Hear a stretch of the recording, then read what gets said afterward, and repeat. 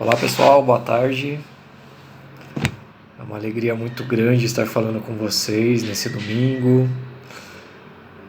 Sempre é uma felicidade enorme falar do Evangelho de Jesus, das mensagens que os Espíritos imortais nos passaram e continuam nos passando com o passar do tempo. E o primeiro tema que escolhemos é um tema que eu acredito que seja muito pertinente para todos nós. Paulo, o apóstolo dos gentios. Paulo tem uma história fantástica. A história de Paulo se assemelha muito com a nossa história. Estudar Paulo é enxergar cada um de nós nas dificuldades, na busca do aprendizado, nos erros, nos acertos, na glória. Paulo, apesar de não ter sido um dos 12 apóstolos originais, talvez seja o maior expoente do cristianismo. Através de suas cartas, através de suas mensagens, espalhou a mensagem do Cristo por todo o mundo conhecido antigo. Paulo é o grande responsável pelo cristianismo ter se tornado mundial, ter se tornado uma mensagem de alcance para todos. E a história de Paulo é uma história muito bonita. Antes de mais nada, recomendo profundamente a leitura do livro Paulo e Estevão, psicografado por Francisco Cândido Xavier. Esse livro maravilhoso conta a história do orgulhoso doutor da lei Saulo, exímio perseguidor de cristãos, o primeiro deles, e após a sua visão no caminho de Damasco que teve com Jesus, se tornando Paulo, o apóstolo da gentilidade. Mas para começarmos, precisamos entender como era o mundo na época de Paulo. Jerusalém ainda era dominada pelos romanos. E não há muito tempo, um carpinteiro vindo da Galileia havia sido crucificado pelas suas ideias e fundado uma pequena igreja naquele local, através dos seus apóstolos. E o cristianismo vinha crescendo. Os adeptos vinham aumentando do cristianismo. E isso começava a incomodar os doutores das leis, começava a incomodar os sacerdotes dos templos. Não podemos esquecer que Jesus vivia, naquela época, em um mundo onde a religião era dominada pelo paganismo de Roma e pela crença judaica dos templos. E a palavra de Jesus era vista como uma palavra radical, que é totalmente contra tudo isso. Era visto como uma ameaça a todos os doutores da lei, aos romanos, que precisavam manter a ordem na Galileia, que era uma extensão do Império Romano. E dentro desse contexto, conhecemos o jovem Saulo,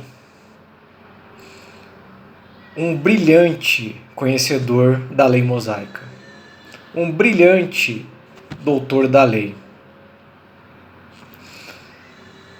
Saulo pregava no templo de Jerusalém e, apesar da pouca idade, era visto como o futuro rabino, o futuro chefe daquela religião. E visto o cristianismo crescendo, os seguidores do Nazareno, com suas ideias revolucionárias para a época, Paulo se torna o primeiro grande perseguidor de cristãos. Muitos cristãos pereceram devido a Saulo. Muitos perderam suas vidas, foram presos, castigados, exilados, através das ordens desse homem. E conforme o tempo passa, Saulo, a caminho de Damasco, em perseguição a um certo cristão chamado Ananias, ele tem uma visão que ficou imortalizada no cristianismo. Saulo é cegado por uma luz, e essa luz se dirige a ele, sendo o próprio Jesus. E Jesus pergunta a Saulo: Saulo, por que me persegues? E ele, percebendo aquela grandeza daquele espírito, aquele espírito que poderia para ele ser o próprio Deus, diz uma frase que talvez seja uma das frases mais bonitas: quem és tu, Senhor? E o espírito responde: eu sou Jesus, aquele que persegues. E nesse momento, tocado no seu coração, pela luz, pelo carinho, por todo o brilho e bondade de Jesus, Saulo, em um ato de extrema humildade, percebendo que aquele espírito era um espírito que ele iria seguir o resto da vida, ele pergunta: Senhor, o que quereis que eu faça? Nós podemos ficar aqui 2 vidas tentando entender essa mensagem. Senhor, que quereis que eu faça, essa profundidade.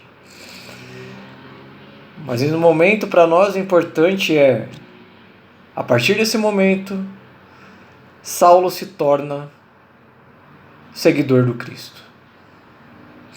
A partir desse momento, o enrijecido, o bruto senhor da lei com os cristãos, se torna um deles. Toda essa história está no livro Paulo e Estevão em detalhes. Recomendo novamente que todos leiam, porque talvez seja um livro mais bonito que Francisco Cândido Xavier psicografou. Mas o que isso tem a ver conosco? Paulo é como nós. Nós somos como Paulo. Seres humanos que erramos, que muitas vezes nos apegamos a verdades que depois descobrimos que não passavam de tolices, orgulho.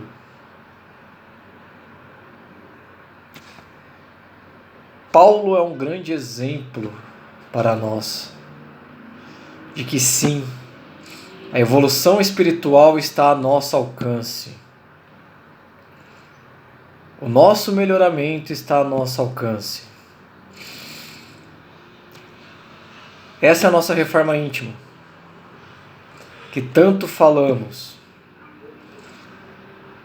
Nos reformar intimamente é deixarmos o homem velho para nos tornarmos um homem novo. Mas jamais menosprezando o homem velho. O passado faz parte de nossas vidas. Se somos o que somos hoje, é por causa do que fomos lá atrás. E aí talvez surja a pergunta de R$1 milhão. Como fazer reforma íntima? Quantas vezes já fizemos essa pergunta? Quantas vezes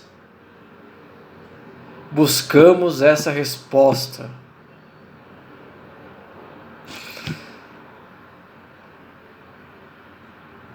Duas menções eu gostaria de deixar aqui. Uma de Jesus, que o próprio Mestre deixou para nós. Jesus, quando curava, obviamente existia um grande agradecimento daqueles que conseguiam a bênção da cura. E apesar de sabermos que muitos voltaram a cometer erros, acabaram perdendo aquela cura, Jesus não fazia distinção. E o que ele dizia quando as pessoas agradeciam, curavam, era algo maravilhoso. Sua fé te curou. Jesus nunca disse, eu te curei. Não, a sua fé te curou. Vá e não peques mais. Olha a profundidade dessa mensagem de Jesus. Jesus nos coloca como protagonistas da nossa cura. Ele mostra para nós que sim, podemos ir pedir socorro a Ele, aos espíritos de luz. Mas quem vai nos curar somos nós, a nossa fé. Se não tivermos fé, se não deixarmos que Jesus nos cure, não vai adiantar. Se não estivermos preparados para receber, não poderemos usufruir. Percebem? Vai e não peques mais. Perceba que Jesus pede que esqueçamos nosso passado. Vá, acabou. O passado se foi. Não peques mais. Seja um novo homem. Seja uma pessoa melhor. O passado já se foi. Essa é a lei. Aquilo que fazemos, responderemos. Mas não responderemos para sermos castigados, porque Deus não castiga. A Idade Média criou essa ideia do Deus barbudo que está lá esperando a gente para nos castigar. Para quando a gente chegar lá, mandar a gente para o inferno. E vem o Espiritismo, vem os espíritos de luz e desmontam, desconstrói totalmente esse absurdo. E nos mostra que não. Deus é amor. Deus é perdão. E que o nosso sofrimento nada mais é do que estarmos indo contra as suas leis, que é a lei do amor. O nosso sofrimento está relacionado à nossa falta de amor conosco e para com o próximo.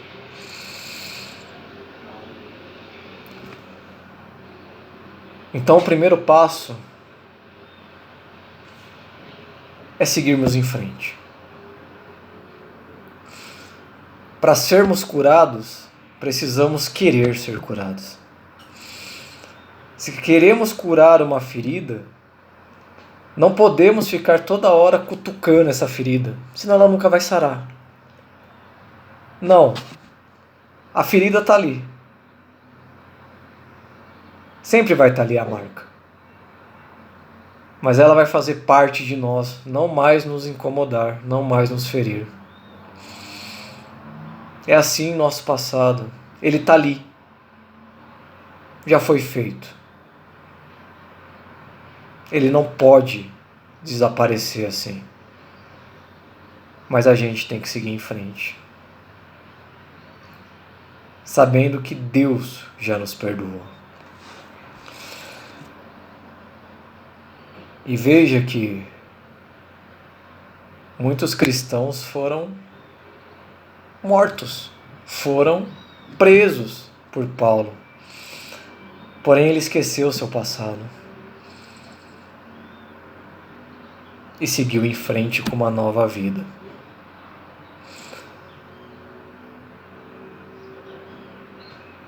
A outra mensagem está na carta de Paulo aos Gálatas,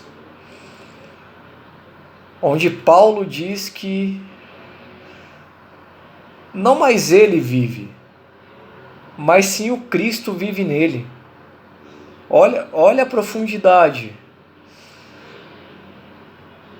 Já estou crucificado com Cristo e vivo, não mais eu, mas Cristo vive em mim. Paulo chegou a um entendimento tão grande da sua missão. As atitudes de Paulo se tornaram tão próximas às atitudes de Jesus que ele percebeu que Jesus vivia nele em suas atitudes, em seus pensamentos, em tudo. Isso quer dizer mais ou menos o seguinte: Paulo chegou a um entendimento, chegou a uma situação que ele conseguia reproduzir aquilo que Jesus fazia.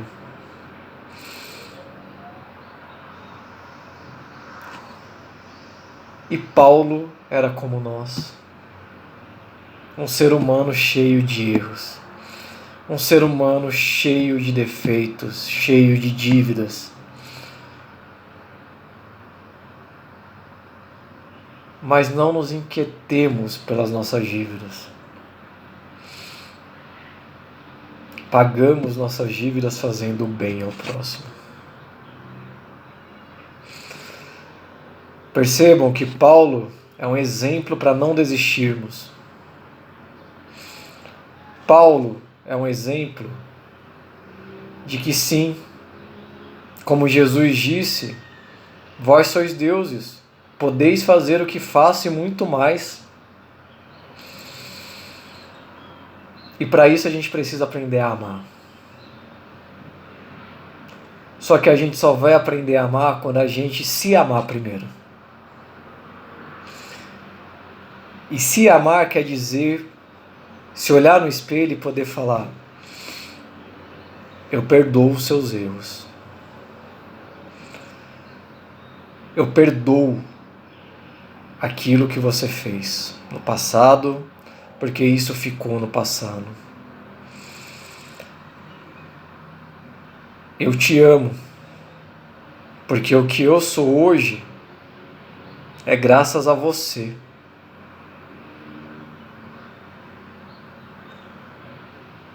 Sigamos em frente, meus queridos. Eu sempre costumo, nos finais da minha palestra, nesse momento tão conturbado que a humanidade vive, dizer, nós como espíritas, a princípio, o que Jesus espera de nós?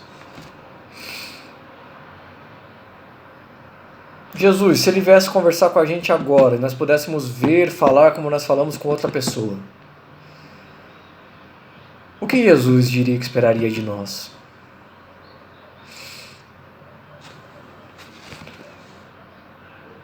Com certeza, amor seria uma das coisas. Respeito, união, fé. Essas coisas não são fáceis de conseguir. Mas o simples fato de tentarmos já é o começo. E para encerrar, a gente falou do Deus da Idade Média. Os amigos espirituais desconstruíram muitas coisas desse Deus maligno e vingativo, mas talvez uma coisa seja verdade. Deus nos condenou, sim. Só que Deus nos condenou a sermos felizes. Por mais que você não queira, estamos condenados à felicidade.